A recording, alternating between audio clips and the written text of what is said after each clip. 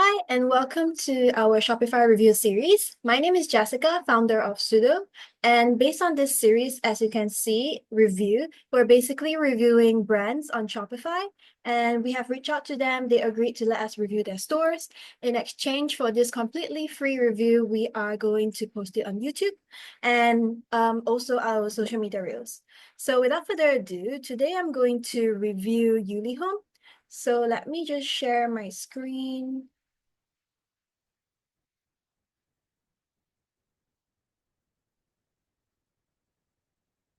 Okay, so context, this is my first time looking at their store. So I'm going to view it from two point of views. One is of a customer, which has intention to perhaps purchase, and the other is as a Shopify website consultant doing an audit to see how we can further improve their conversions. So just going to the homepage. I can straight away tell what they're selling, which is great. They've got some pillows, some bedding. They've got some art as well. So I immediately know that they're a home decor brand. What I find lacking here is that what exactly is the USP here? So a unique selling proposition for home decor, there's many different ways you can differentiate yourself because as we know, there's so many home decor brands. Um, I feel like they are going for maybe like a minimalist or like a bohemian type of look, but I'm still quite unsure. You could also, if you're a home decor brand watching this as well, you could also differentiate yourself based on, for example, the material. The material you're using, the type of niche you're in even. For example, we know a lot of brands who are only niching on selling high quality bed sheets. So let me just put on my sticky note here so you can sort of reference to it at the end. So the first thing I noticed is that the USP is lacking. I personally also find that the header of the website is very much taking up too much of the space. So I would minimize or just compress the header. Honestly, you don't need that much space to put your logo as well as your search bar. So you could probably format that. Okay, so scrolling down the homepage, let me just minimize this one. So scrolling down the homepage, it's quite clear in terms of your product images. It's all very much standardized, which is great. I know you can see here that they're using a white background as well. And the products are quite telling as to what they are. So I feel that the product images can still be improved. So for example, it feels very much like they are mock-ups or superimposed in terms of the design to the product because there isn't that sort of like life element that we want to see when it comes to furniture. For example, this one, it's a little bit better, but ideally we would like to see where a pillow cover is. So probably not on the floor, maybe on a sofa or on the bed. So coming to the product pages already, we can tell that although this could very much appeal to someone who's just shopping for pillow covers and have no need for some extra convincing, we could probably like want to improve it a little bit more with adding some better images. So if you go on, like for example, on Canva, you could probably have a lot of mock-up options that you can use. You don't really have to spend extra money to get a Photoshop expert to superimpose your image. So I would really improve on the product images. That's one thing. So the next thing is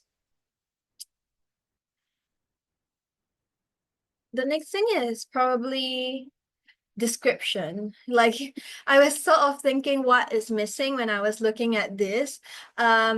Description, definitely. You could just have a short one or two liner, and then when the user clicks on read more, they can be directed to here. So before I would make my choice, most of the time I would probably scroll down if that's what you have. I would scroll down and then probably see what sort of like appeals to me in terms of when I'm reading through your product description. So for example, I'm looking for high quality pillows. This would stand out for me. So this is sort of where your USP comes in, because you want to attract customers that are already sort of interested in what you're selling. And the only few factors to consider would be whether or not it's exactly what they need, like in terms of size, and of course the price factor as well. So in terms of the description copywriting, I probably invest a little bit more time. And then I guess the secure checkout with is currently sort of the thing that's like most apparent when it comes to the product page. So I would probably not delete all these logos, but I'll like make it smaller and then focus a little bit more on making your product images bigger. This is the desktop view. So this is what I'm looking at my 13.5-inch monitor.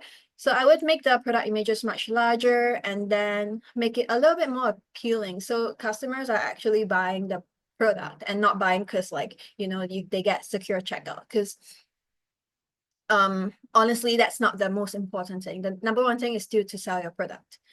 Okay, so I'll maybe just do a very quick check on the other products.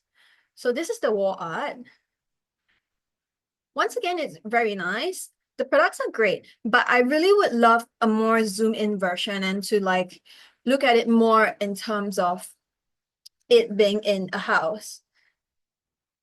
Yeah, and then so as part of all the reviews that I'm doing, I usually include like one or two similar brands or similar brands in the similar industry so that you can sort of see what are the possibilities when it comes to your Shopify website. All right, so now that we've sort of went through the landing page, the product page, the about us and contact us, honestly, as long as you've got it down, like it's not the main driving point when it comes to selling your products. It's mostly the product itself. So I wouldn't go much into it. Other than that, oh yes, let's look at your menu. So your pillow covers, duvet covers, window curtains. Yeah, these are all fine. Like you have already identified a niche, which is great. It's mostly when it comes to optimizing this website itself, it's mostly the product page. So if you could sort of narrow it down a bit more, if you have a great Instagram, you could probably sort of feature some videos of your products, and then people are buying it because they're already familiar with how it looks based on your social media. Okay, so I'm going to just finish my review here. I'm going to add some of the pointers I've mentioned on this sticky note.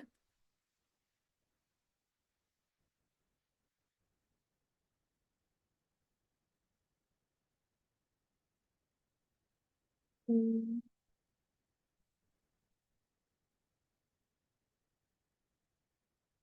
and larger product images.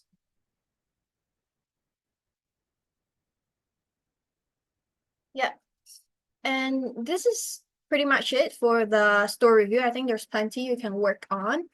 Next, I'm going to show perhaps some of the websites that I've identified that I feel are pretty good and a little bit relevant to your business. So the first one is Piglet in Bed. I think they are quite similar in terms of them selling sort of home decor bedding as well.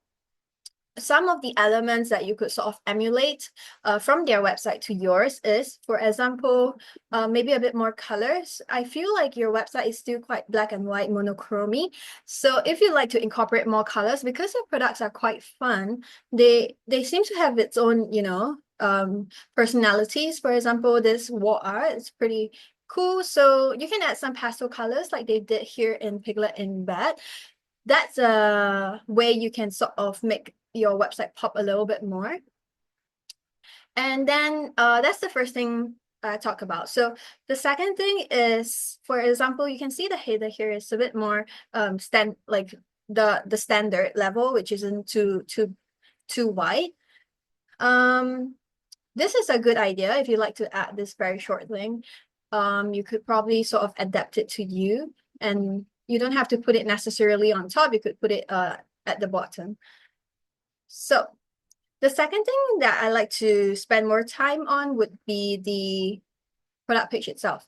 So as you can see from what I mean, like the product images don't look super like place holder or like very much static. They look more like in the situation where customers who buy them would ideally have them. So I understand that as small businesses, we don't have a lot of we don't have a lot of money that could be invested when it comes to really professional photography.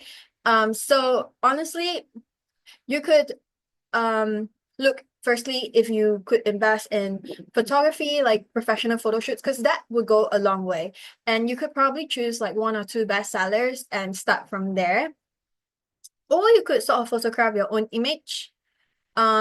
If let's say they're all just artwork and are made to order, as I saw from your product page, then doing something like you did here, with this pizza is a good idea. We try to do as much as we can, right? If we're especially if we're like bootstrap entrepreneurs. A few things, however, that you can do immediately on your Shopify website is the image itself. For example, they're taking up like half a page on the desktop, and I'm sure that if on the mobile view, you would be more likely to buy if it takes up close to half of the screen size when it comes to product pages. And you can sort of just either on the mobile, you can scroll it, or you could find some way to make the UI UX experience much better. Okay, so their description and their material and all these drop down is quite nice because they are pretty much separated from the whole. Show you what I mean. So this is all together in terms of the description. So this is okay. It can be better, but another idea you can have is basically put it over here so that it's much more organized. And as a customer, it could be a selling point. Yeah. So this is one example of a very nice website that I think you could sort of learn from, emulate from.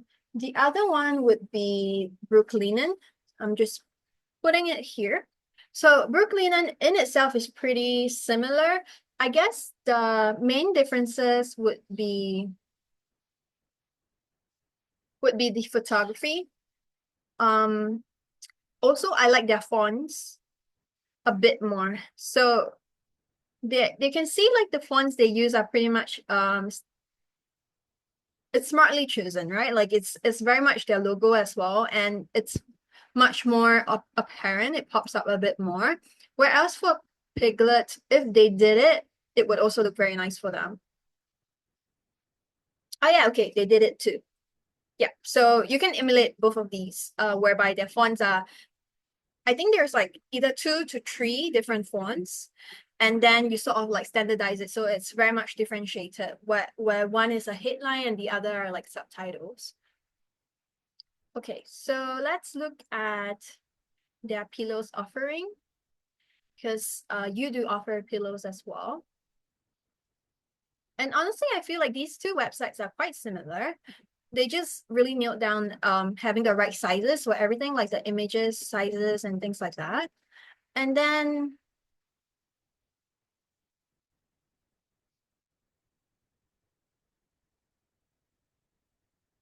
yeah, so it's just loading. Yeah, okay, so the pillowcases, as you can see, like the USP they have is probably the type of quality in terms, I'm sorry, the type of material that they have. Like they have the cotton, they have the cashmere, they have the silk. So one thing that you can tell with these two brands is that they do have a very strong unique selling point, or that they really nail down their target audience. For example, luxury bedding for Piglet in bed. So customers that are looking for like luxurious bedding. And then for Brooklinen are probably people looking for a different sort of fabric and they know specifically what they want. Yeah. So as you can see, also they did invest quite a bit in getting really good product images.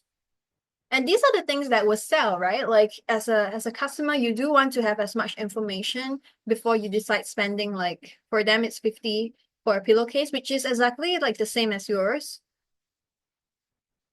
If I believe it was, yeah, it was 58, even more expensive. So know your competition. If you do want to be in this home decor market, there has to be people buying.